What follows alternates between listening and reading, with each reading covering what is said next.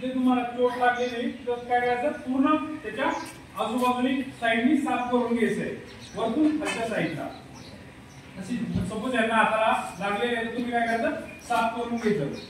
पूर्ण साफ झाल्यानंतर डायरेक्ट प्रेशर द्यायचा. तो जो पॉज आहे किंवा रुमाल आहे तुमच्या जवळचा तो चेंज करायचा. ज्याने आपण साफ केलेले आहे तो पुन्हा वापरायचा नाही, त्याऐवजी नवीन दुसरा घ्यायचा आणि प्रेशर द्यायचा. आपण पाहतो की नॉर्मली आपल्याला कट वगैरे लागल्यानंतर आपण दाबून धरतो.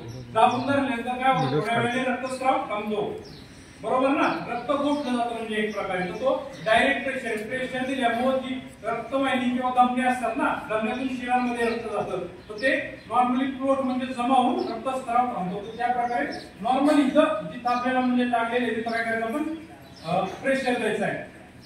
प्रेशर दिल्यानंतर आपल्याजवळ जी पण वस्तू म्हणजे मुलींजवळ काय असणारे, ओढणी असणारे किंवा रिबीन असणारे, त्याने तुम्ही काय करायचंय, त्याला बांधण्याचा प्रयत्न करायचा आहे, पट्टी मारायची. पट्टी मारल्याने तिथे कॉटन बँडेजचा मी वापर करतोय.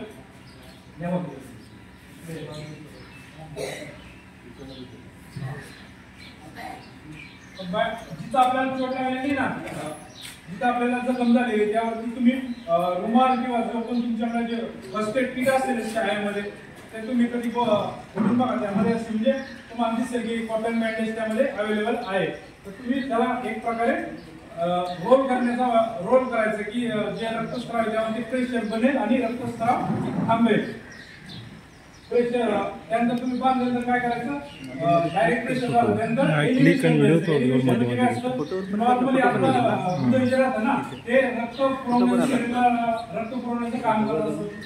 उंचावरती बघा की उंचावरून खाली पाणी येत आणि कसं एकदम फास्ट मध्ये येत असतं आणि खालून वर जाताना थोडा प्रेशर कमी होतो. तर त्या प्रकारे तुम्ही जिथं पण म्हणजे सपोज यांना हाताला लागले तर तुम्ही काय करणार, एलिव्हेशन देण्याचा प्रयत्न करणार. तिथं हाताला लागले जर पायला असेल तर काय करणार, त्यांना झोपून पाय वरती करण्याचा प्रयत्न करणार. त्यांनी काय करणार, जे रक्तस्राव जो चालू आहे तो थोडा स्लो होईल. त्यानंतर काय करायचं, तिसरं आहे प्रेशर पॉईंट.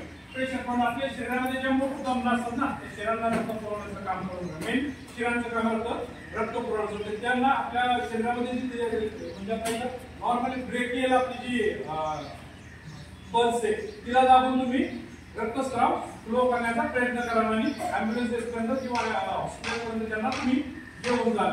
अशा प्रकारे ब्लड कंट्रोल म्हणजे तुम्ही करू शकता. हे नॉर्मली हाताला किंवा पायाला वगैरे लागला असेल तर. आता हे डोक्यामध्ये लागला असेल तर तुम्ही कशा प्रकारे करणार आहे,